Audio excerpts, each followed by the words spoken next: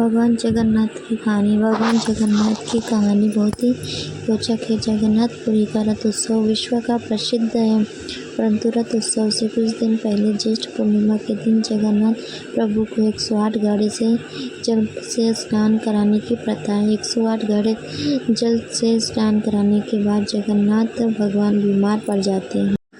15 दिन बीमार रहने के बाद जब ठीक होते हैं तब लेनेसर उत्सव मनाया जाता है। परंतु सोचने वाली बात यह है कि जो पूरे ब्रह्मांड का मालिक है, जिनके लिए इस पूरे ब्रह्मांड में कुछ भी ऐसा नहीं है जो नहीं किया जा सकता, वह बीमार कैसे पड़ सकता है। बीमार होना एक मानवीय घटना है। भगवान बीमार कैसे हो सकते हैं, इसके पीछे भगवान की एक बहुत ही प्यारी लीला है।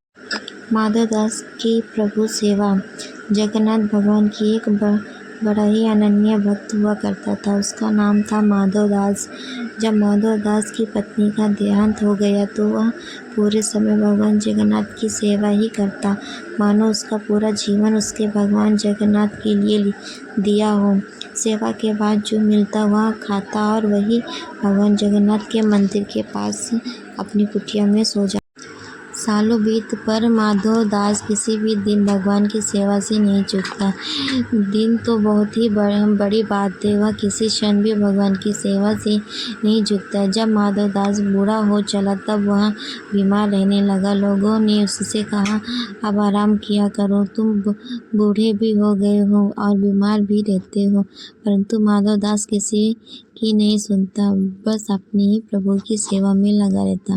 अपने दास की सेवा माधव ने की। एक बार की बात है, माधवदास बहुत ही बीमार हो गया। लोगों ने उससे कहा कि वैद्य के पास जाओ, तब दवाई खाओ। परंतु माधवदास सबसे कहता, जिसके माथे पर हो जगन्नाथ का हाथ, उसे किस बात की चिंता, भगवान है ना, बस सब देख लेंगे, यह कहता और निरंतर अपनी प्रभु की सेवा में लगा रहता।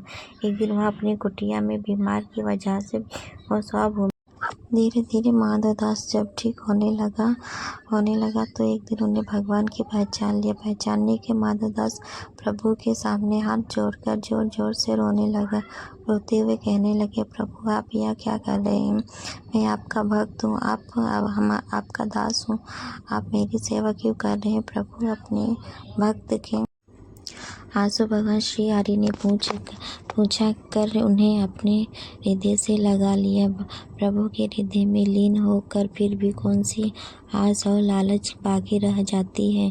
माधवदास को जीवित होते हुए इस धरती पर साक्षात वैकुंठ का अनुभव हो रहा था। प्रभु ने उसके पीठ को सहलाते हुए उसे सुबकते हुए माधवदास ने श्री हरि से कहा, हे प्रभु, हे परमानंद, हे परमात्मा, आप तो त्रिलोक के स्वामी हैं, आप ही नारायण हैं, इस पूरे ब्रह्मांड के मालिक हैं।